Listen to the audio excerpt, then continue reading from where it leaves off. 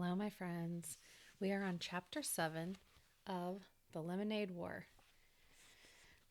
My cat is here with me and he keeps coming up and purring, so you might hear him during this as well. Chapter 7 Location, Location, Location. Location.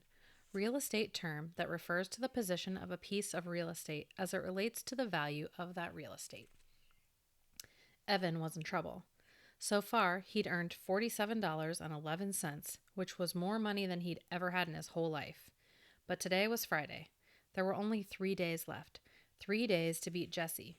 He needed to earn almost $53 to win the bet, and that meant each day he had to earn...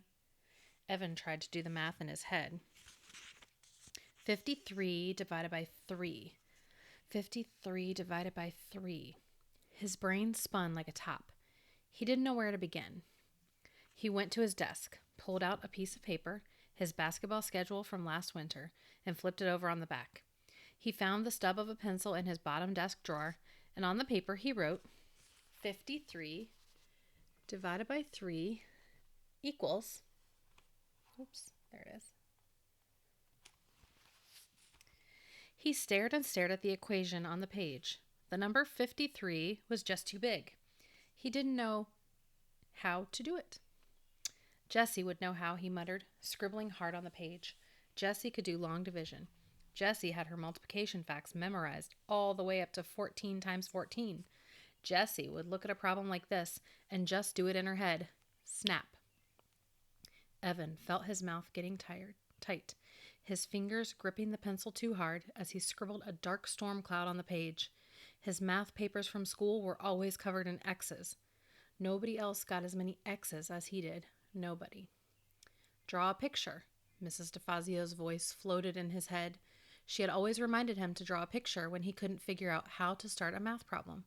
A picture of what? He asked in his head. Anything, came the answer. Anything? Yes, anything, as long as there are 53 of them. Dollar signs. Evan decided to draw dollar signs. He started to draw 3 rows of dollar signs. 1, 2, 3, he counted as he drew. 4, 5, 6, he drew. Over here.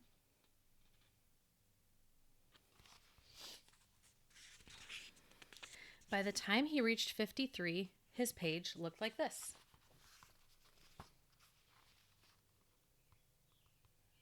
$53 signs.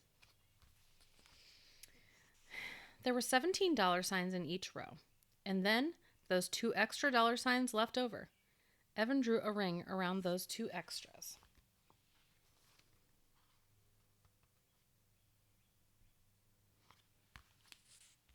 $17 signs, and 2 left over. Evan stared at the picture for a long time. He wrote Friday next to the first row, Saturday next to the second row, and Sunday next to the third row. Like this.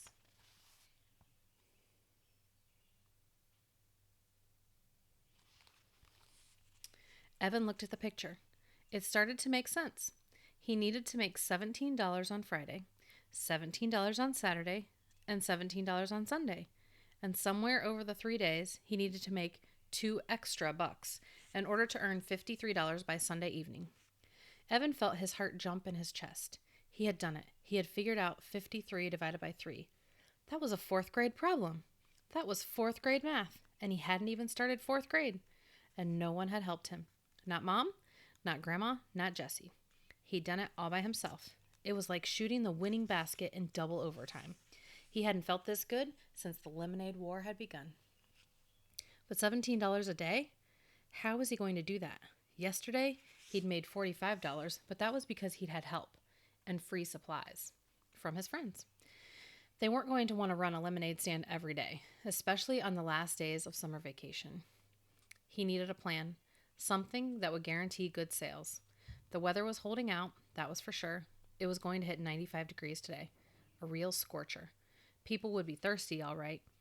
Evan closed his eyes and imagined a crowd of thirsty people, all waving dollar bills at him. Now, where was he going to find a lot of thirsty people with money to spend? An idea popped into Evan's head. Yep, it was perfect. He just needed to find something with wheels to get him there.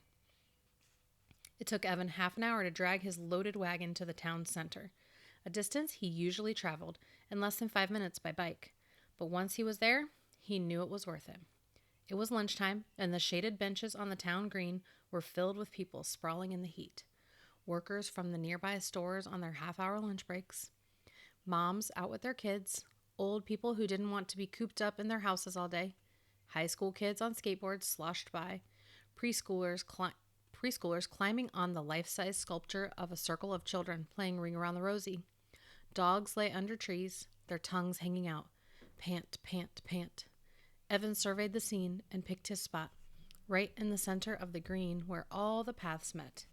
Anyone walking across the green would have to pass his stand. And who could resist lemonade on a day as hot as this? But first he wheeled his wagon off to the side, parking it halfway under a huge rhododendron. Then he crossed the street and walked into the Big Dipper. The frozen air felt good on his skin. It was like getting dunked in a vat of just melted ice cream. And the smells, a mix of vanilla, chocolate, coconut, caramel, and bubblegum. He looked at the tubs of ice cream, all in a row, carefully protected behind a pane of glass. The money in his pocket tingled. He had plenty left over after buying 5 cans of frozen lemonade mix with his earnings from yesterday. What would it hurt to buy just 1 cone? Or a milkshake?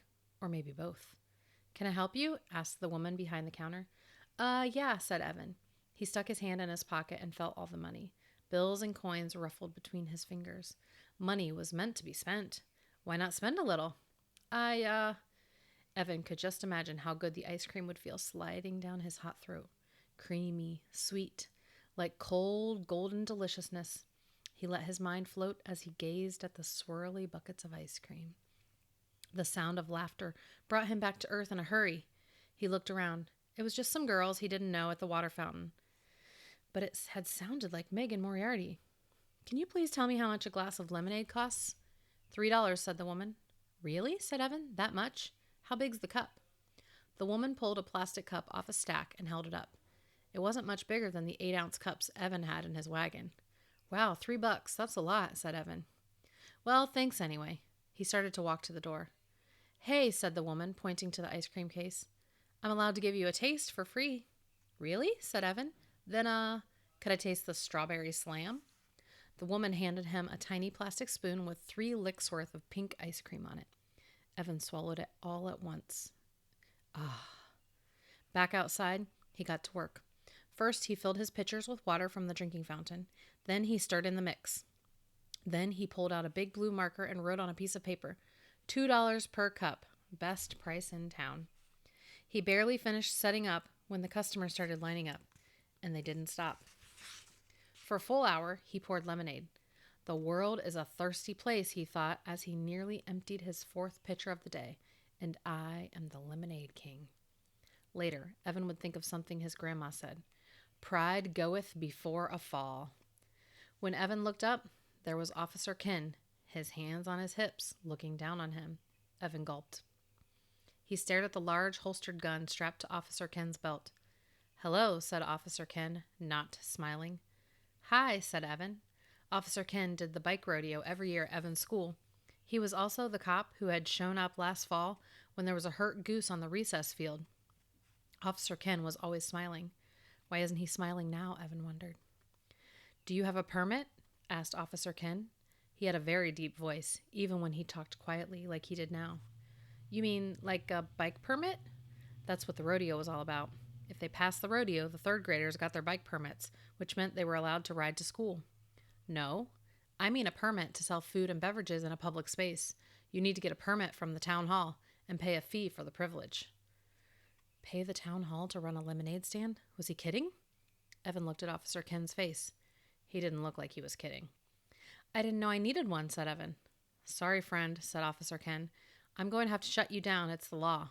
But there are lemonade stands all over town, said Evan. He thought of Jessie and Megan's lemonade stand when he'd wheeled by with his wagon more than an hour ago. Their stand had looked like a beehive with small kids crowding round. He had read the sign over their stand. Free face painting, nail polishing, hair braiding. What a gimmick. But it sure looked like it was working. You know, said Evan, There's a stand on Damon Road right now. You should go bust them. Officer Ken smiled. We tend to look the other way when it's in a residential neighborhood. But right here, on the town green, we have to enforce the law. Otherwise, we'd have someone selling something every 2 feet. But there had to be some way to convince Officer Ken. How could Evan make him understand? You see, I've got this little sister, and we've got a competition going to see who can sell the most lemonade. And I've got to win because she's... He couldn't explain the rest. About 4th grade and how embarrassed he was to be in the same class as his kid sister and how it made him feel like a great big loser. Evan looked up at Officer Ken. Officer Ken looked down at Evan. It was like Officer Ken was wearing a mask, a nose-smiling, I'm not your buddy mask. Then Officer Ken shook his head and smiled, and the mask fell off. I've got a little sister too, he said. Love her to death now, but when we were kids... Officer Ken sucked in his breath and shook his head again. Whew. Then the mask came back, and Officer Ken looked right at Evan for 10 very stern seconds. Tell you what, said Officer Ken, I do have to shut you down. The law's the law. But before I do, I'll buy 1 glass of lemonade. How's that sound? Evan's face fell. Sure, he said without enthusiasm. He poured an extra tall cup and gave it to the policeman. Officer Ken reached into his pocket and handed Evan a $5 bill. Keep the change, he said. A contribution to the Big Brother Fund. Now clean up your things and don't leave any litter behind. He lifted his cup in a toast and he walked away. Evan watched him go. Wow, he thought. I just sold the most expensive cup of lemonade in town. Evan stared at the $5 bill in his hand. It was funny. 2 days ago, he would have felt as rich as a king to have the money in his hands. It was enough to buy 2 slices of pizza and a soda with his friends. It was enough to rent a video and have a late night at someone's house. It was enough to buy a whole bag full of his favorite candy mix at CVS. 2 days ago, he would have been jumping for joy. Now he looked at the $5 and thought, it's nothing. Compared to the $100 he needed to win the war, $5 was nothing. He felt somehow that he'd been robbed of something, maybe the happiness he should have been feeling. He loaded everything from his stand into the wagon, making sure he didn't leave a scrap of litter behind. He still had a glass full of lemonade left in 1 pitcher, not to mention another whole pitcher already mixed up and unsold, so he poured himself a full cup. Then, before beginning the long, hot haul back to his house, he found an empty spot on a shaded bench and pulled his earnings out of his pockets. He counted once. He counted twice, very slowly. He had made $65. The cups and the lemonade mix had cost $9. When he added in the earnings from Wednesday and Thursday, he had $103.11. Now that's enough, he thought.